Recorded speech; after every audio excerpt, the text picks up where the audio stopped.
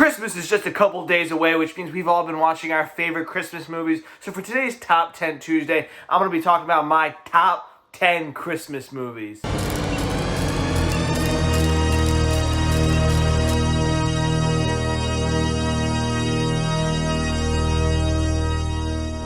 Welcome to Silver Screen Talk. My name is Luke LaPointe. I started this channel because movies are a big part of my life, and I want to talk about them with people who care about them as much as I do. With that, remember to hit that like and subscribe button. And most importantly, as we talk about our top 10s, and especially with Christmas movies, I want to hear down in that comment section. What's your favorite Christmas movie? What do you think is the best Christmas movie? What's your top 10 list? Let me know. My list is my list. It's not going to be the same as yours. We all have different lists, so I want to hear what yours are. And with that, let's get into it. Now, before I get into the top 10, I want to say sorry I didn't get this out on Tuesday. We're just having technical difficulties. It's just today's top 10 Tuesday is going to be released on Wednesday. Thank you for sticking with me. And now, let's get into the list. At number 10, I have Bad Santa. Now, this is one of the funniest Christmas movies out there. And just so many moments in this movie are drop dead hilarious. And it lends itself to being so quotable. I'm not going to quote any of this stuff right now because it's a little crude, but just remember how quotable it is if you've seen the movie. Billy Bob Thornton actually absolutely kills his role as Willie. And for being irredeemable in the beginning, he has such a nice redemption arc throughout the movie, capturing the spirit of Christmas in a bit. And he has a great supporting cast with John Ritter, Bernie Mac, and Tony Cox, as well as his relationship with the kid throughout the movie, lending himself to be a more redeemable character with a better character arc. And it's just great lessons about finding the family with those And it just has great lessons about finding family with those around you, and for that reason, it sits at number 10 for me. At number 9, we have Rudolph the Red-Nosed Reindeer. Now, this is a movie that's been chugging along since 1964, and it always gets better. In my opinion, it's one of the greatest underdog stories in film history, and it's just such an iconic Christmas film that's just so iconic that they have to play it again and again and again every year for the last, 55 years.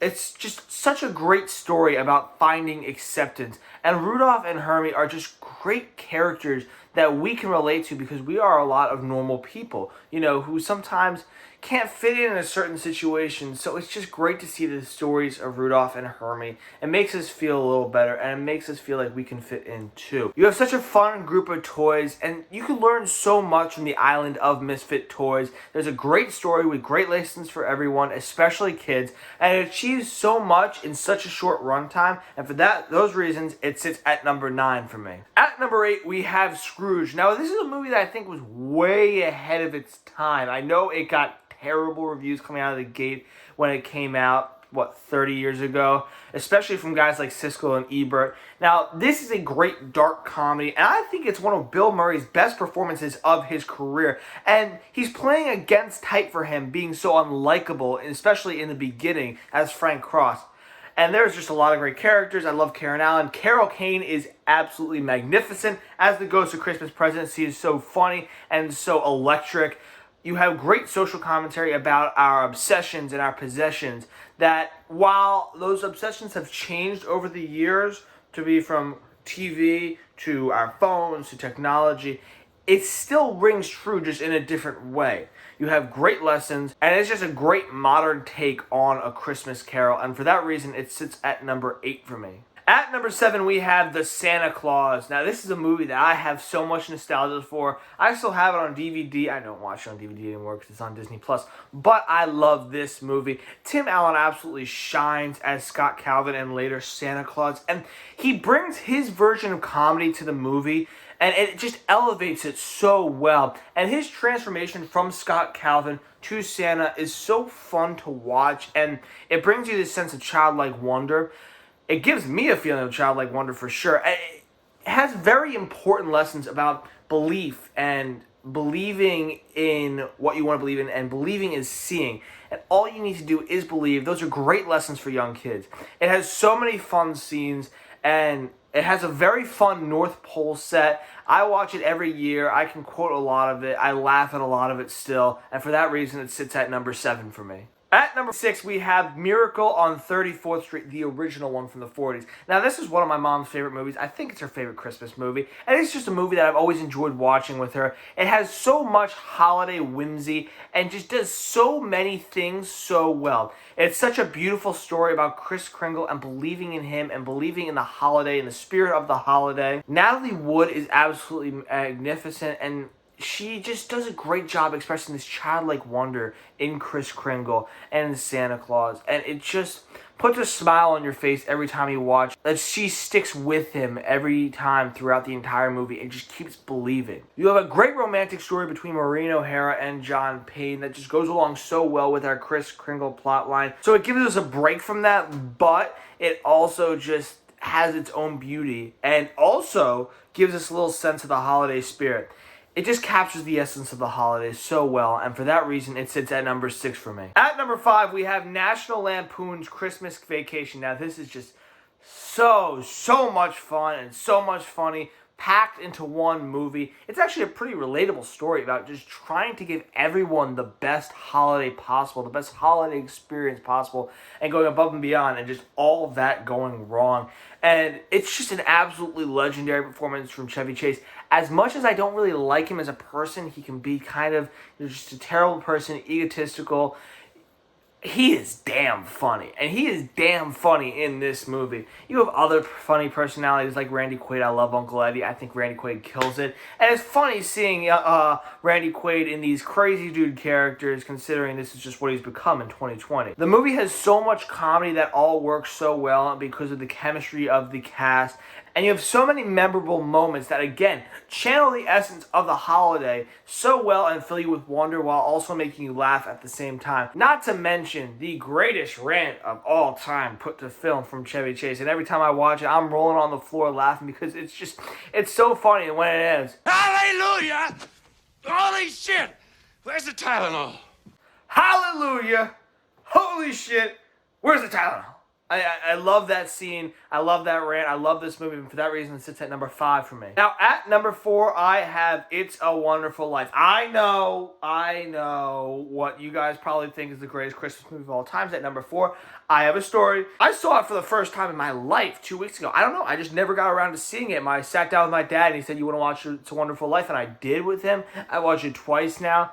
And the fact that I've seen it twice, and the first time I saw it was 2 weeks ago, and it sits at number 4 on this list, it just goes to show how great of a movie It's a Wonderful Life is. And it just holds up so well over time. It came out, 1946, 1947, and it still holds up. And part of that is because of the performances, especially from James Stewart, who absolutely kills it as George Bailey, and so does Donna Reed. I absolutely love Donna Reed, and she just kills it as Mary. They channel a total range of emotions that just works so well, and they do it so well because they're world-class actors. And George and Mary are just two great characters who are great people, which channel the essence of the holiday. You have a beautiful story about how much one person can mean to so many people in George Bailey, and it spends a good portion of the movie showing all the good deeds George does to the people of Bedford Falls, and that makes the impact of what George has on everyone, especially when he sees if he hasn't been born, so much more believable. You have so many beautiful moments of human wonder that just connect to Christmas so well, connect to the holidays so well, connect to the holiday spirit so well.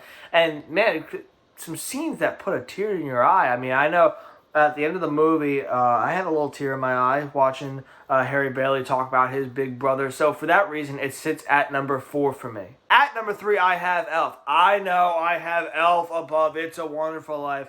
I'm a cotton-headed ninny muggins. What can I say? No, buddy, you're not a cotton-headed ninny muggins. Still, though, I love this movie. This is actually a movie that I didn't like at first when I was really young, and I've caught on since then. And obviously, it's at number 3 on my list. I absolutely love it, and all that goes to Will Ferrell. This is, in my book, Will Ferrell's best performance of his career. He's had good performances. I love Talladega Nights. I love Ricky Bobby. I love a bunch of the other stuff he's done. But this is Will Ferrell's best performance. He absolutely kills it as Buddy the Elf. He just has this childlike wonder, this energy that goes so well that makes it believable that he's this child, basically, in this 30-year-old man's body. It always puts a smile on your face just because of all the energy and the love he has for Christmas. Oh my God! You have a great story, honestly, about bring back Christmas spirit. And I think having James Caan as his father is very good choice because James Caan goes through this nice arc of, well, let's have Christmas spirit. You have great supporting cast, especially I love Bob Newhart, I love Zoe Deschanel, and you just have so many great moments, so many quotable moments. I mean, I could quote so many things. Oh, it just makes you laugh, it puts a smile on your face, and it gives you the holiday cheer all at the same time. So for that reason, it sits at number 3 for me. At number 2, we have Die Hard. Yes, Die Hard is a Christmas movie, everybody. Get over it. It's a Christmas movie. It's my number 2 Christmas movie. I mean, look, it is a Christmas movie. In essence, it takes place on Christmas Eve. And one of the things that makes me think it's a Christmas movie is because it has this subplot, basically, of keeping the family together on Christmas. Yes, it's a terrorist plot, whatever, but it's about John going through all he can, doing anything he can to bring his family back together for the holidays. It's a Christmas movie, baby. That's all that needs to be said. Now, I love this movie. Like I've said, it's one of my favorite movies of all time. It's a great action movie. It's one of the greatest movies of all time. John McClane, best protagonist, one of the best protagonists of all time. Hans Gruber, one of the best antagonists of all time. Great plot that has callbacks that work so well later in the film. It has great supporting characters, especially Reginald Val Johnson as Al. And guess what? You have Christmas trees, you have Christmas movies, you have Christmas parties with all the fixings, if you know what I mean. It has all the makings of a good Christmas movie, and that's because it is one, and that's why it sits at number 2 for me. But at number 1, I have Home Alone. Now, this is just a movie I love and have so much nostalgia for, like the Santa Claus movie that I grew up watching all the time, especially during the holiday season. And I just have to watch this movie every holiday season. I'm going to watch it tomorrow night, right before Christmas. And honestly, some of the thoughts and fantasies I had when I was younger was about my family disappearing. Not that I hate my family, I just love Home Alone. Be like, what if my family disappeared? And I was like Kevin. And what would happen if I was in the same situation as him? And Macaulay Culkin just kills it as Kevin McAllister. He, professional actor at the age of 11. And he is just the kid that we all want to be. He has the right type of energy. He has the right type of wit. He has the right type of everything, honestly. And he just absolutely kills it in this role. Another child actor that did so well. And this movie was actually my intro to the great Joe Pesci. I love Joe Pesci. And so when I saw him in movies like Goodfellas and Casino, I was like, hey, it's the Home Alone guy. But, also seeing the elaborate traps that Kevin sets up are always so much fun. But at the same time as being like Predator or Saw for kids, it's actually also a touching family movie. And it's also great to see how far Kevin's family, and especially Kevin's mother in particular, go to getting back to their son for Christmas. It has a lot of great lessons and just so many touching moments. And for that reason, it sits at number 1 on my list. Thank you so much for tuning in. Make sure to hit that like and subscribe button. And I want to hear your thoughts down in the comment section. What are your favorite Christmas movies? What do you think are the best Christmas movies? My list is going to be different from your list. So I want to hear what you have to say about Christmas movies. Thank you so much. Keep on loving movies as much as I do. And Merry Christmas.